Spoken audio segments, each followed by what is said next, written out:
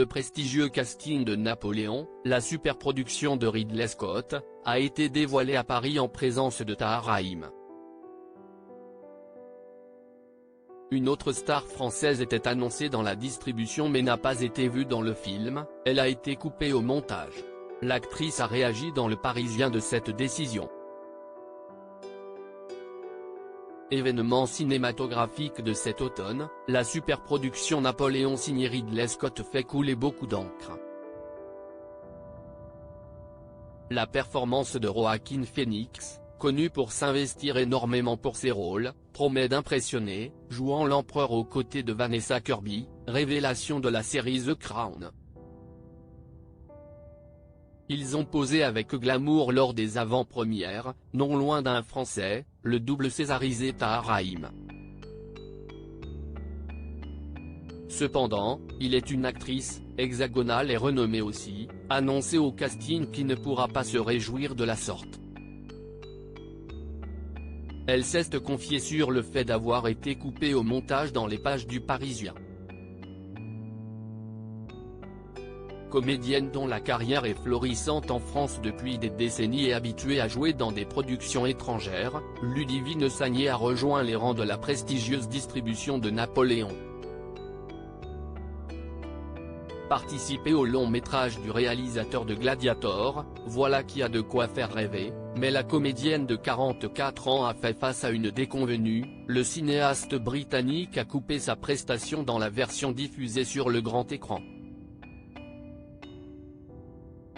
Le Parisien a recueilli les impressions de l'héroïne de Swimming Pool.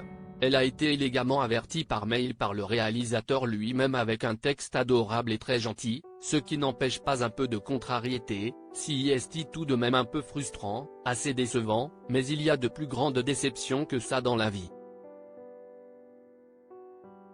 Ludivine Sagnier pas étonnée d'avoir été coupée au montage. Ludivine Sagnier joue le rôle d'une aristocrate espagnole Teresa Cabarrus, qui était la meilleure amie de Joséphine de Beauharnais.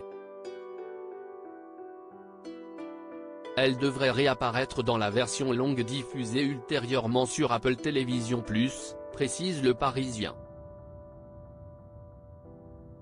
Ne pas être vue sur le grand écran la touche, mais elle prend les choses avec beaucoup de pragmatisme et de philosophie. Déjà, elle avait bien remarqué à quel point Ridley Scott avait filmé de la matière, je ne suis effectivement pas étonné.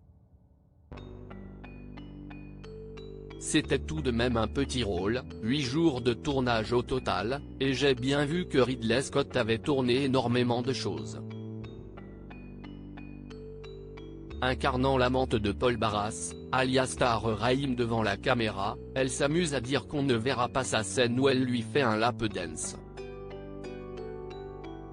Ravie d'avoir participé à une œuvre de cette envergure menée par un passionné, la maman de Bonnie, Lila Netam s'est servie de son infortune pour donner une leçon à ses étudiants dans l'école de cinéma Courtrajmé où elle dirige la section acteurs. À ce stade de ma carrière, si est de l'ordre du petit revers, si est un peu crispant, mais je ne retiens vraiment quelque chose.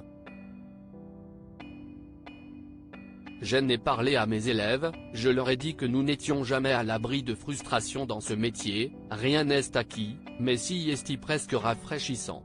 On la retrouvera prochainement dans la série The Grand Master, Franklin in Paris face à Michael Douglas.